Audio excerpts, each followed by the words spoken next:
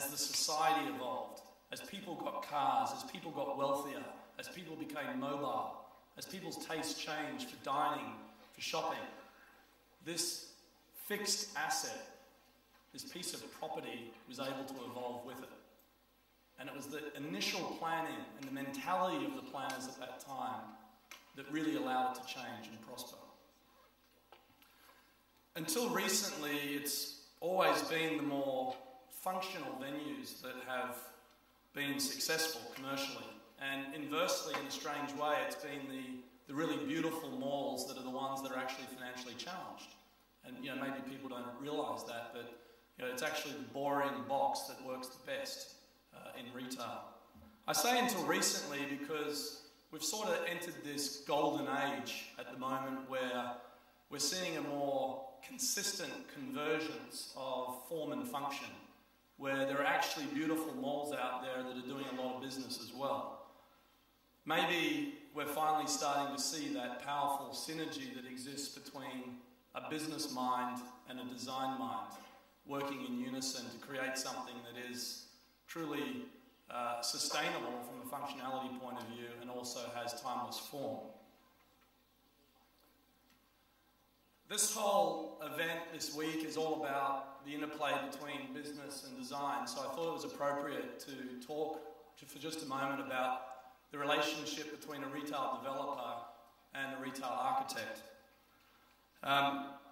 In its simplest form, a developer brings to the creative table a set of commercial parameters that need to be met, which are diverse. It's the developer that typically brings the functionality, and it's a developer that always brings a sense of urgency. Time is money. And then on the other hand, it's the architect that, well, they bring the creativity. This relationship changes, though, when you have a developer that turns into an owner.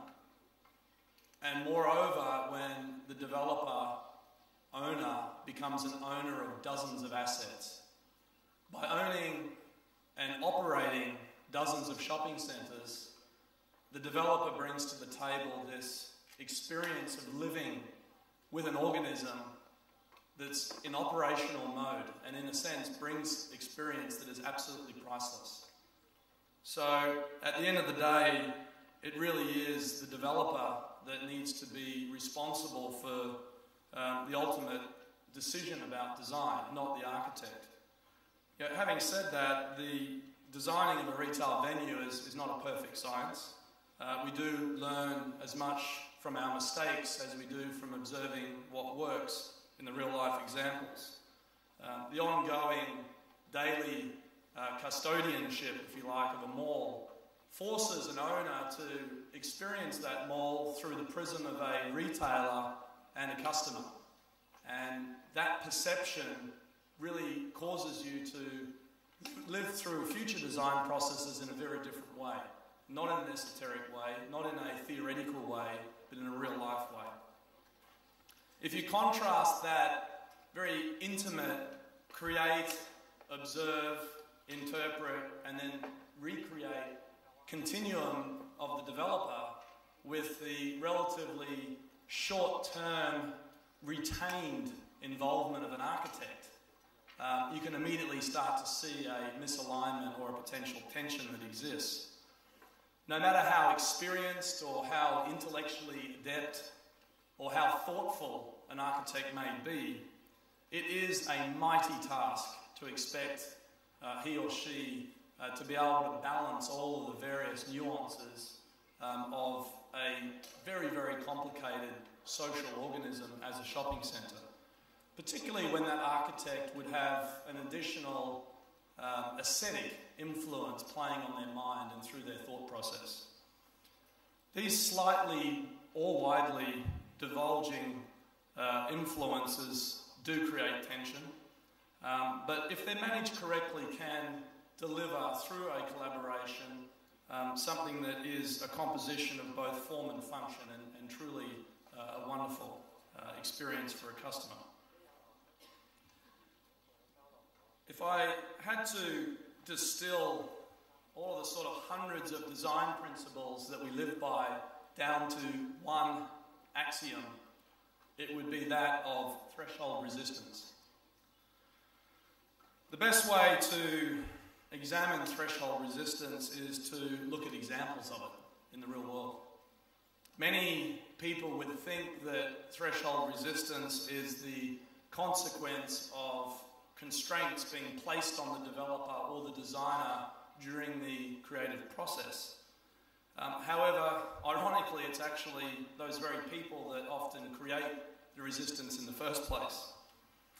Of course, different sites and regulatory constraints do heavily influence a developer and designer's ability to create the ideal environment.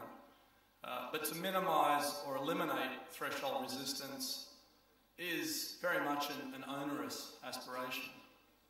It requires a level of dedication and precision that not many people would actually associate with a real estate developer who is perceived to be someone who's just there to make money and build stuff and move on.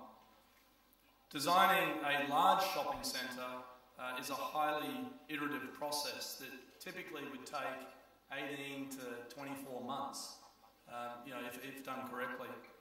And during that process, a developer literally makes hundreds of decisions. Hundreds of decisions. Some of them are very big and obvious, like how many floors should this shopping centre be? What shape should it be? And others are very small, like how should the faucet work in the restroom, or what colour should the lines be in the car park? There's hundreds and hundreds of decisions to make. But whatever the decision is, we're always aiming to reduce threshold resistance. In a sense, we're endlessly trying to create the most seamless and fluid shopping experience that's conceivable to the human mind, with no obstacles and no frustrations ever built into the design. That's a crime. Threshold resistance can be obvious. For example, stairs. I'm sure everyone here can appreciate the typical human response when you see a flight of stairs in front of you. That's threshold resistance. But in the design process, we try and get beyond that psychology to understand the human reaction to a choice to go up or down. Many shopping centres, particularly in Asia, are many, many levels. Here in Hong Kong, they can be as many as 12 levels. History tells us that for every 3 people that approach a decision point, whether to go up or down, that 2 out of 3 will go down. So that, in a sense, that nuance is learnt through operational experience and then needs to be applied in the way in which people are delivered to a shopping environment. Threshold resistance can also take the form of a sight line that's been blocked by perhaps an escalator or a lift shaft. The reality of life being that if you can't see a store, then you can't buy anything in the store. And things like that often don't appear when you're looking at a plan. It's just through knowing and sensing and putting yourself in the shoes of a customer at that point that the design has to adjust to allow the greatest possible level of sight lines. Why? To allow retailers to do more business. So good design, good business. Threshold resistance doesn't always have to be a physical barrier, though. I think we could all relate to a shopping experience. For example, around Hong Kong, there's a lot of luxury stores.